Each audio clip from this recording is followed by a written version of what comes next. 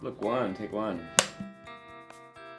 My top 3 favorite things about being a drag king. Number 1, getting to expand people's understanding of what drag is and what drag can be.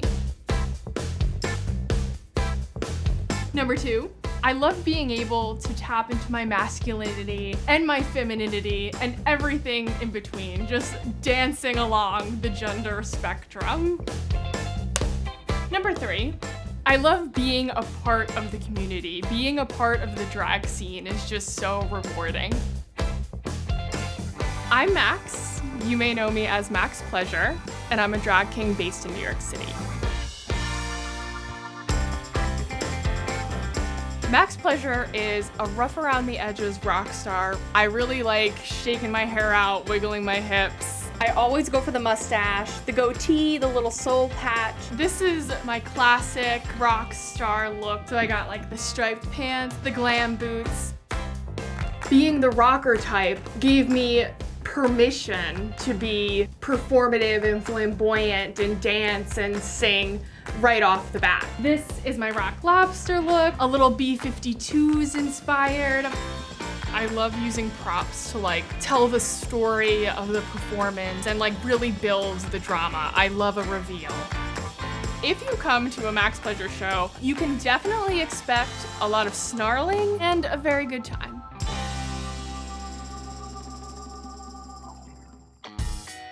Doing musical theater, that's where I found that I really liked being on stage and liked performing. I wasn't necessarily good at it, but I know that it really brought me a lot of joy to dance and be on stage.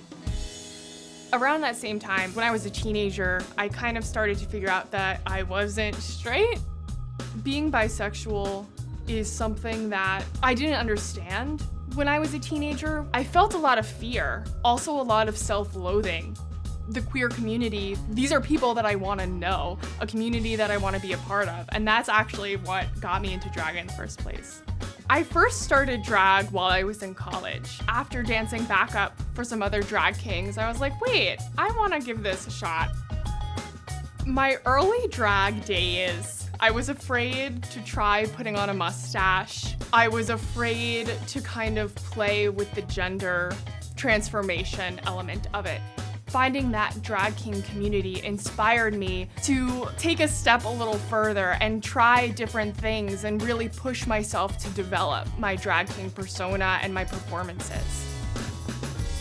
Accepting who I am, I figured that out over time, but actually loving my queer identity and celebrating my queer identity, that wasn't something that I even understood until I started doing drag. And I started spending my time with other performers, going to drag shows where being queer is something that's celebrated. I'm so grateful for in the drag community is that encouragement of self-love.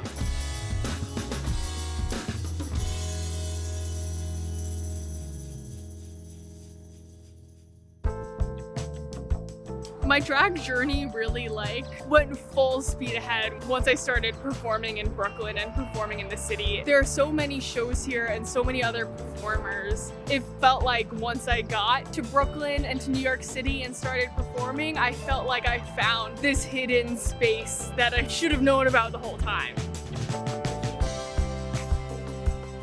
I spend so much time as Maxxx Pleasure. I spend so much time with a painted on mustache, dressing up like a man. I'm at that point in my life where all of my friends are people that I've met through drag. So people only know me as Maxxx, only refer to me with he, him pronouns. And I'm fine with that. My gender identity is something that is very up in the air. I don't know what the right word is to describe my gender. I don't know if it's non-binary or agender or gender fluid, and I'm okay with that. That's something that doing drag and being part of the drag community has taught me. It's okay for me to not know or not be either or not be anything. I hope that drag kings become as mainstream as drag queens are. Drag kings are just as talented. We work just as hard. It's just that our illusion maybe is a little different. But we're still entertaining, we're still talented, we're still worthy of being watched. Luckily, with drag becoming kind of mainstream, there's a lot more room for drag kings. Not everyone always knows what a drag king is, but they will. They'll learn.